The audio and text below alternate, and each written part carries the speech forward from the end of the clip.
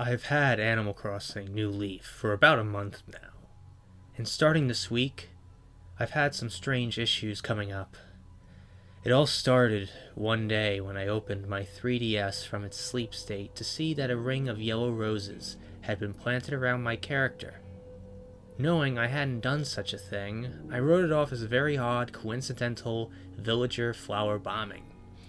I proceeded with my play of mayor as usual, shaking the occasional tree or digging for fossils. Cube, the penguin, spotted me and wanted to talk. I approached and pressed A to speak with him. He got the chilled animation and said he met my new friend.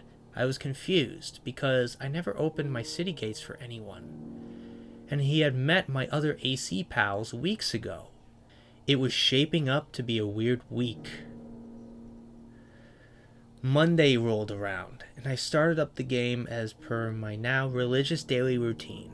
The ring of flowers had all gone black and wilted. A dig spot was in the center where my character had been. Upon digging up the spot, I found an already assessed fossil, a pecking man. I didn't have this fossil, and went to immediately donate it to Blathers, unthinking of the weirdness of such a find. When I tried to donate it, Blathers gave me the cold chill and said that he could not accept anything at this time. This confused me greatly, and I went to just sell the thing. I don't tend to keep good bells lying around. Neither retail or TNT would take the thing, giving me the same write-off as Blathers did, saying screw it, it just went into my wardrobe. Tuesday, I began play expecting some new random event to irk me once more. Wikis providing nothing on a glitch like this. No sooner than had my character walked outside his home did the train come rolling into town. No alert scroll, no name, just a character walking off the train named, wearing a starry shirt, basic pants, blue shoes, a jester mask, and blue spiked hair. As I approached this mystery guest, a golden net was in their hands. I chatted to them, no response. I emoted to them, no response. They just stood there, staring at my character, following him with a surgical gaze. I approached them finally to casually poke them with my net to elicit some form of response. They replied in kind only when the net hit. The screen went black, the error screen of Rossetti frowning appearing after a few moments. My character loaded back in, eventually waking up as if they'd just been bit by a tarantula or stung by a scorpion. I saved and quit. Today, my guest returned. I saved and shut off the game for a couple of hours. They're surely booting them out for a while. After turning the game back on, they were the one in my title screen. Their stare piercing me, almost as if it was looking right at me. It's just a game. It's just a mask. I loaded in to find them just looking at me once more. I ignored them. I went about my routine as they followed, planting black roses in their wake whenever I stopped to handle something. I soon got annoyed and saved and quit once more. Once again, I returned to see them staring at me. I came in and ran at them. There's nothing I could really do. AC has no fighting or even action, really. The axe itself just bounces off anything living. But that's when I saw their axe, golden and shimmering. They approached my character, I walked away. They began to run. I ran as well. I caught on a tree, they didn't. They swung, the screen went black. After Rossetti's disappointed face left the screen, my character didn't leave the house. I saved and quit. Upon trying to start up again, their face was still there.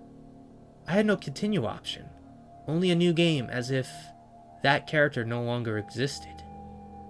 I started a new game, and there was no issue.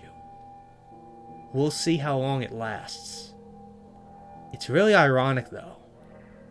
At Sable and Mabel's, I could buy a starry shirt and a jester mask. Well then, that was interesting. You could probably tell that my microphone quality just changed from the reading itself. That's because I recorded that creepypasta back in December of 2021. Yeah, I've always wanted to get back into creepypasta readings, even back then. But I just never had the motivation to really finish this creepypasta reading because I wanted to be more cinematic with the presentation of the video. And I wanted to incorporate Animal Crossing New Horizons because at that time I was into Animal Crossing New Horizons at the time. I blame my girlfriend Adriana for that. Thank you. Love you. But at that time I was really into the game and I wanted to, try to make a little bit of a somewhat short film using Animal Crossing New Horizons and try to describe what was happening. I kind of did it a little bit here, but not the best. Like, I tried really hard, and even with the, the new camera mode at the time when the new update came out back in 2021, you can't use your axe when you're the one who set up the camera, which kind of sucks. And my girlfriend doesn't play Animal Crossing New Horizons anymore. She plays mostly Overwatch now these days. But in general, I didn't have anybody else to play with at that time, and I still play Animal Crossing for some reason. Even though I just do my dailies and that's it. So I don't really play Animal Crossing these days. But anyways, back to the story at hand. This was honestly the only good creepypasta I could find for Animal Crossing. There wasn't that many creepypastas for Animal Crossing that I'm aware of. And this was the only one that I could find. And I found it interesting.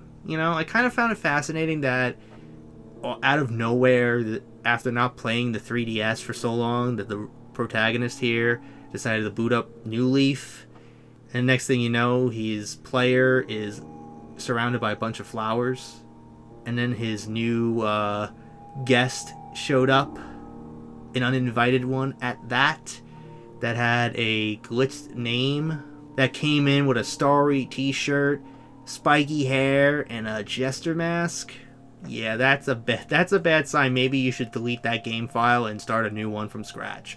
I don't care if you had gone so far into the game. You delete that damn file. If you have a corrupted save file, I would destroy the cartridge, buy a new one, and then that's it. I don't care.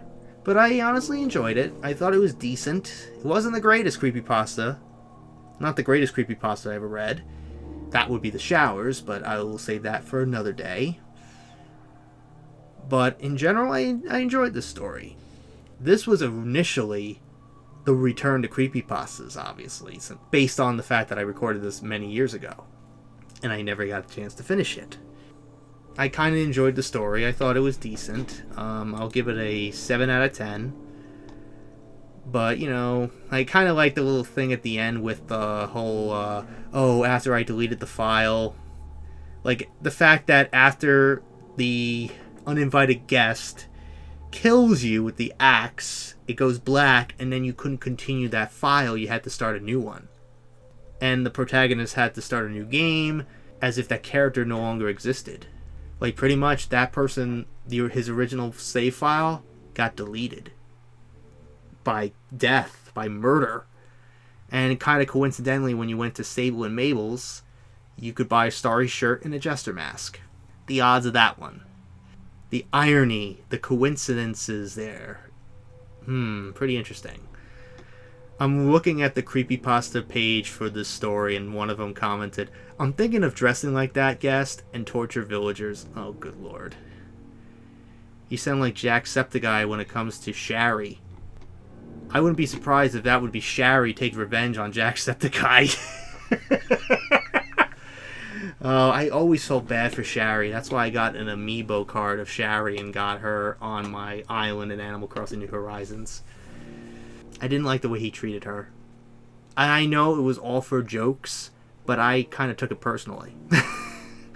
I'm sorry, I just took it kind of personally. And I know he was joking around, but he was just really harsh. Because I was like, I would never treat my, villagers like that. But yet he does that. I have no idea. But anyways, that's really it on this creepypasta reading. like I said in my Corruptus reading, I honestly don't know what else to read about right now. Like, I've, at this point, read now 38 stories. And I haven't done one of these in like 5 years at this point, because the last one I did was back in 2019 with that SpongeBob one, The Hope Is Lost. And obviously I've done some of the bigger ones, like, you know, Mario, Jeff the Killer, Sonic.exe. I done the Fallout 3 number stations. I've done Abandoned by Disney. I've done Squidward's You Know What. I done Mouse.avi. You know, I've done all these other stories already. Like, and I've done the strangest security tape I've ever seen. I've done all these other stories. Like there's obviously some that I haven't really done yet, like Ben Drowned, for example. There's also the Back Rooms. There's also The Showers, which is a story I've always mentioned as one of the greatest stories I ever read. You know, and there's also some other stories like Mr. Widemouth. But anyways, that's really it on this creepypasta. If you have any suggestions on what creepypasta I should read next, let me know in the comments below. Make sure you double check my playlist for my creepypasta readings to make sure I read the story that you want me to read. If you have a story that I read already, you may have to check first. If it's not there, then good. You know what I mean? But I might also read, I kind of glanced at Mr. Widemouth, so I may read that one next, but who knows. But anyways, that's really it on this creepypasta reading. I hope you guys enjoyed. If you did, hit the like button, subscribe, share this video with your friends, be sure to ring that bell to be part of the notification squad. Be sure to check out my Instagram because I make collabs the Markiplier, Jacksepticeye, even myself. I also act as the cosplays on there, so go check it out, and be sure to check out my Tumblr and my Discord in the description as well. So until next time, JRDL96 signing out, and I will see you guys in the next video. Peace!